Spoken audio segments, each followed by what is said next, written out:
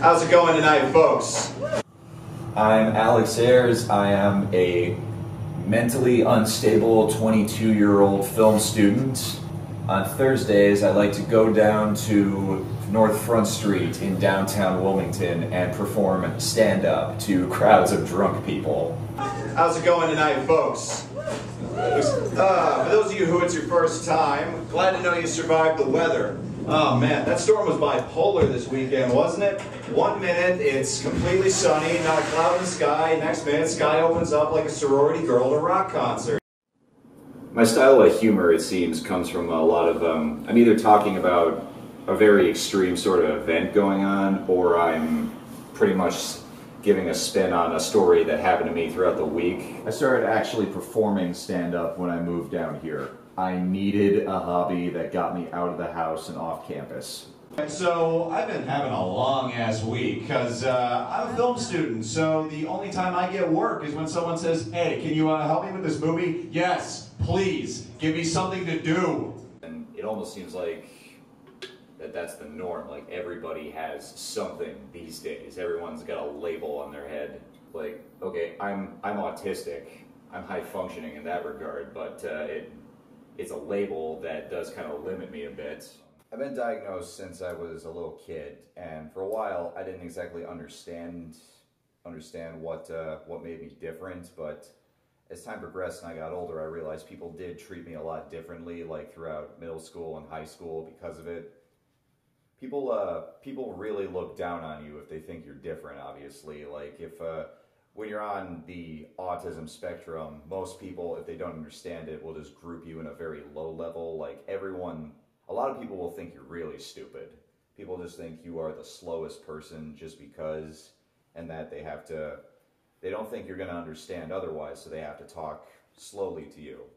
And it really grates on you after a while, knowing that people aren't going to trust your full potential. You're always playing a character.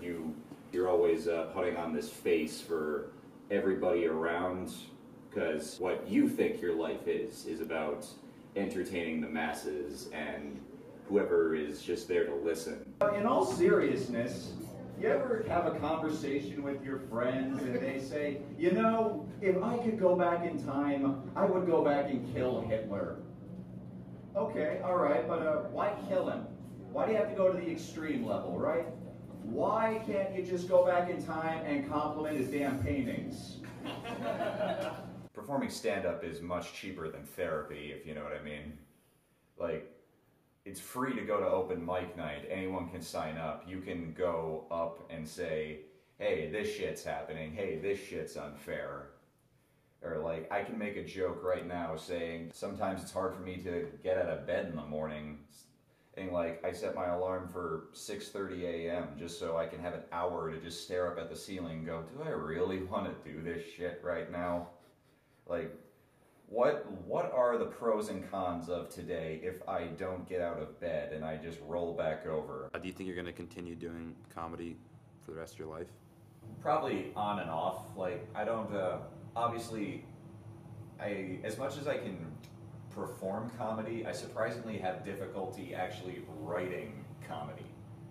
Like, I'm better when I'm writing everything else, but writing a scenario-based situation.